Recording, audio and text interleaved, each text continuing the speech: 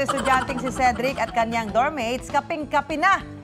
Hindi hadlang ang 9 p.m. nilang curfew sa dorm. To the rescue kasi ang mga nasa kabilang dormitoryo para bilhan sila ng kape. Extra challenge nga lang mga kapuso ang paglulusot ng baso halos hindi magkasya sa grills ng binata. Oy, Bintahan na. Oh. Bakit kasi binata yun nandun sa Matapos ang ilang attempt na ipasok nila ang kape. Ang tila bayanihan moment sa dorm, mahigit 3 million views na sa TikTok. Grabe, coffee is life talaga. Coffee is life at talaga mabuti na lang at ang bintana ay naging, ang binata ay naging At saka yung bintana. mga binata, mahilig magkape kasi yan.